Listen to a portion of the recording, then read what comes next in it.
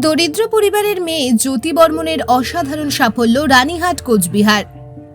রানীহাট বাজার এলাকার দরিদ্র পরিবারের মেয়ে জ্যোতি বর্মন নিজের প্রতিভার জেরে সবার মন জয় করে নিয়েছে। বাবা বাবলু বর্মন একজন গাড়ি মেকানিক, কিন্তু শারীরিক অসুস্থতার কারণে পরিবারে আর্থিক সংকট দেখা দেয়। এমন পরিস্থিতিতে মায়ের সঙ্গে কাঁধে কাঁধ মিলিয়ে দায়িত্ব পালন করতে থাকে জ্যোতি।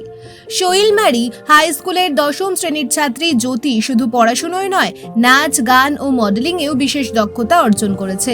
তার নৃত্য ও সঙ্গীত প্রতিভায় মুগ্ধ রানীহাটের মানুষ। তবে তার প্রতিভা শুধু এখানেই সীমাবদ্ধ থাকেনি, বরং সে জাতীয় ও আন্তর্জাতিক পর্যায়েও খ্যাতি অর্জন করেছে।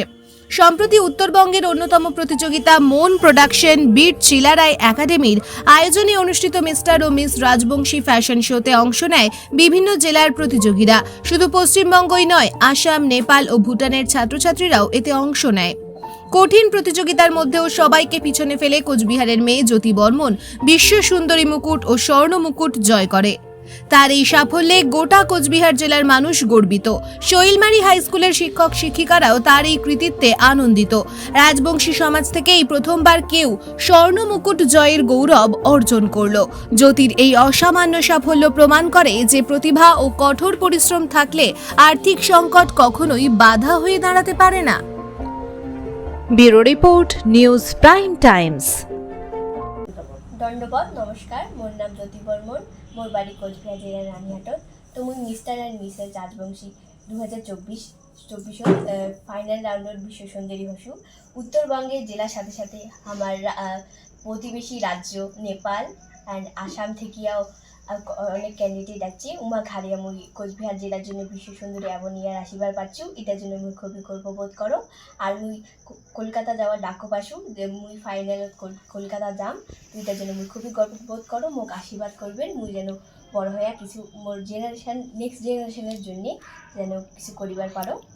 আচ্ছা, তোমার যে এই যে তুই যে ফ্যাশন শোটা করেছিস, এতে কিভাবে পার্টিসিপেট হয় এবং কিভাবে অংশগ্রহণ করিবার লাগে এবং কিভাবে তুই এত দূর যায়া ভালো ফল করি আসির পালু? তো মুই একটা দাদার থেকে খবর পাসু যে ধূপগুড়ির এই অডিশনটা হবে।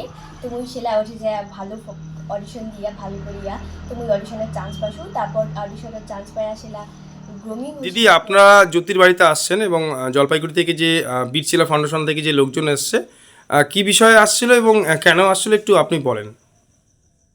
আচ্ছা, নমস্কার, আমি রানীরহাট গ্রাম পঞ্চায়েত মেম্বার। এই জ্যোতির বাড়িতে যে এত লোক আসছে জলপাইগুড়ি থেকে, সেটা বীরচিলা রায় একাডেমি ফ্যাশন শো থেকে এসছে জ্যোতিকে সোনার মুকুট দেওয়ার জন্য।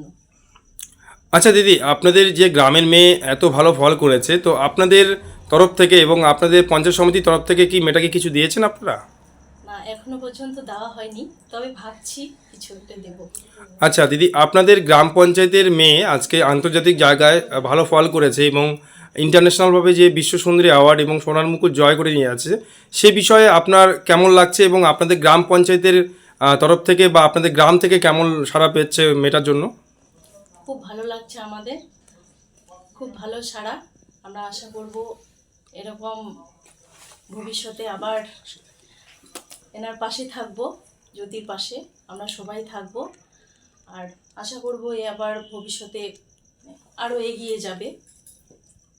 আচ্ছা, এই যে জ্যোতি বর্মন, ইনি সরকারি সুযোগ সুবিধা বা যে ফ্যাসিলিটিগুলো রয়েছে, আপনাদের দিদির সরকারের যে ফ্যাসিলিটিগুলো রয়েছে, ঠিকঠাক কি এরা পরিষেবাগুলো পায়?